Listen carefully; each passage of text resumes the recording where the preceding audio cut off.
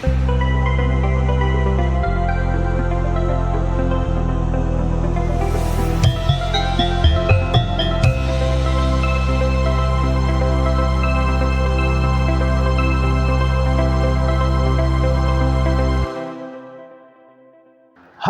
anak-anak, selamat datang di kelas Agama Buddha. Hari ini kita akan belajar tentang kebenaran dan tekad yang kuat.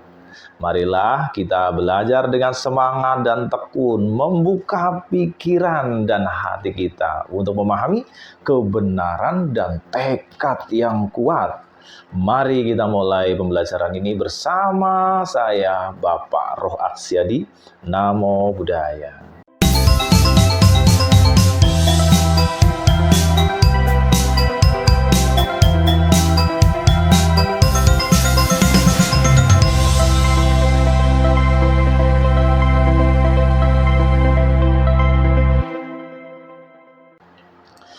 Anak-anak, mengapa kita harus tetap hidup dalam kebenaran?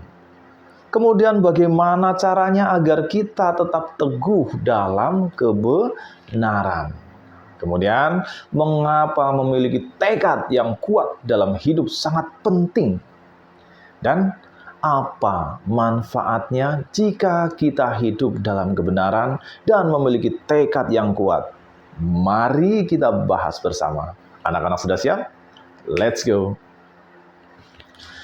Baik anak-anak, ternyata kebenaran dan tekad yang kuat itu penting untuk dipelajari. Berikut Bapak akan menjabarkan tentang kebenaran dan tekad yang kuat dalam dua buah cerita. Yang pertama adalah kisah Raja Sutasoma. Suatu ketika Bodhisattva terlahir di kerajaan Kuru sebagai Pangeran Sutasoma. Saat masih sebagai pangeran, dia berkenalan dengan Brahma Datta, seorang pangeran yang menjadi temannya dalam menuntut ilmu. Mereka berdua adalah sahabat yang baik dan keakraban ini tetap berlanjut hingga mereka berdua menjadi raja. Brahma Datta menjadi raja, Sutasoma pun menjadi raja, sama-sama menjadi raja. Tetapi kemudian terjadilah peristiwa yang menyedihkan. Raja Brahma Datta mulai mengidap kebiasaan buruk, yaitu melanggar sila pertama, memakan daging manusia. Ini sangat buruk sekali. Dia disingkirkan oleh rakyatnya. Brahma Datta yang terguling dari tahtanya, kemudian ditinggal oleh rakyatnya. Dan Brahma Datta pun tinggal di daerah yang tak berpenghuni. Dia tetap melakukan kebiasaan buruk di daerah itu. Sangat menyedihkan sekali Raja Brahma Datta ini. Suatu hari, dia terluka saat berada di dalam hutan. Tetapi terjadi keajaiban. Lukanya sembuh tanpa diobati. Brahma Datta menganggap ini adalah kuasa gaib dari Dewa Pohon. Dewa Pohon yang menyembuhkan lukanya. Karena itu dia berikrar untuk menangkap 100 orang pangeran. Untuk apa 100 pangeran ini?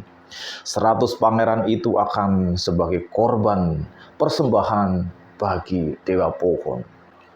Mengetahui bahwa ikrar itu dapat menimbulkan bencana, Dewa Pohon bergegas memohon bantuan kepada Raja Dewa. Setelah mendapatkan petunjuk, Dewa Pohon menampakkan diri di hadapan Brahma Datta. Dewa Pohon menyampaikan bahwa dalam korban persembahan harus terdapat Raja Sutasoma.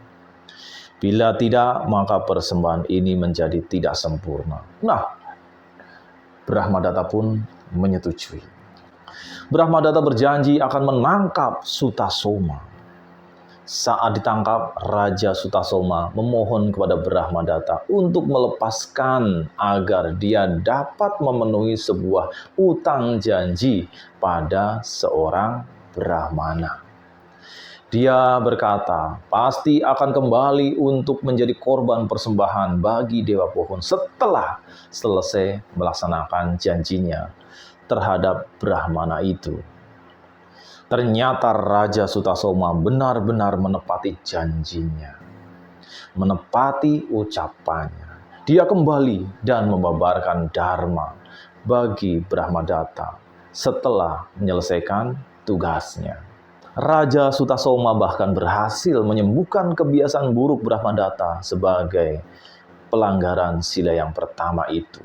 Setelah membuang kebiasaan buruknya, Brahmadatta kembali ke kerajaannya dan menaiki tahtanya lagi. Nah, itulah anak-anak cerita yang pertama. Kemudian kita akan menuju cerita yang kedua, yaitu kisah Pangeran Temia. Ini berhubungan dengan tekad yang kuat. Mari kita bahas bersama-sama. Suatu ketika, Bodhisattva terlahir sebagai Pangeran Temia, putra tunggal Raja Kasi dari Benares. Dalam kehidupan sebelumnya, Pangeran Temia adalah seorang raja. Tetapi dia banyak melakukan perbuatan buruk selama menjadi raja sehingga jatuh ke neraka. Karena takut mengulangi kesalahan seperti dalam kehidupan yang sebelumnya, maka dia memutuskan untuk tidak menjadi raja. Dia mendapat petunjuk dari dewa untuk berpura-pura menjadi tuli, bisu, dan idiot. Selama 18 tahun, Raja Kasi dan para menteri kerajaan berupaya menyembuhkan Pangeran Temia. Tetapi selalu gagal. Pada akhirnya, dengan tidak menghiraukan para menteri dan ratapan permaisuri, Raja Kasi bersikeras untuk membunuh pangeran. Dia memerintahkan Sunanda, sais kereta kuda, untuk membawa Pangeran Temia ke daerah terpencil. Tetapi Raja Kasi tidak memberitahu Sunanda bahwa anak yang akan dibunuh itu adalah Pangeran Temia. Saat Sunanda sedang sibuk menggali lubang, Pangeran Temia keluar dari kereta dan muncul di hadapannya dengan mengenakan pakaian kebesaran kerajaan. Dia menjelaskan asal-usulnya kepada Sunanda. Sunanda dengan tulus memohon Pangeran Temia untuk bersedia pulang bersamanya. Tetapi Pangeran Temia menolak dan memerintahkan Sunanda untuk kembali ke istana dan menceritakan penyebab ia berpura-pura tuli, bisu, idiot kepada raja.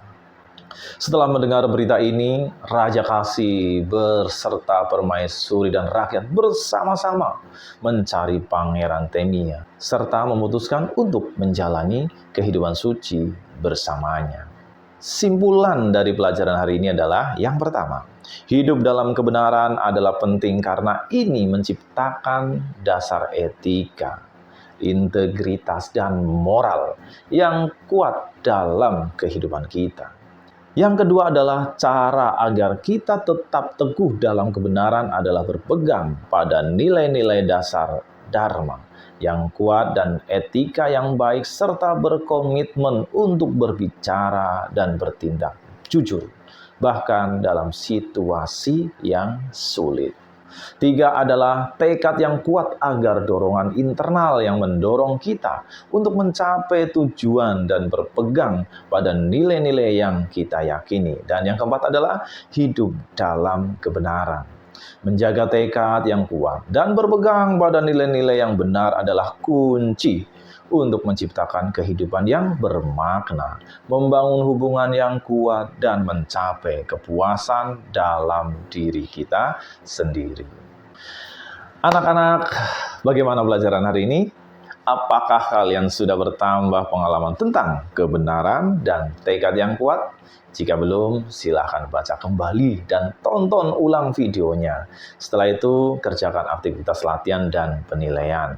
Jika sudah selesai, silahkan lanjutkan membaca dan menonton video berikutnya. Oh ya, jangan lupa untuk memperdalam kebenaran dan tekad yang kuat anak-anak dapat membuka materi ajar di Learning Management System ini. Sampai jumpa di lain kesempatan. Terima kasih. Namo Buddhaya.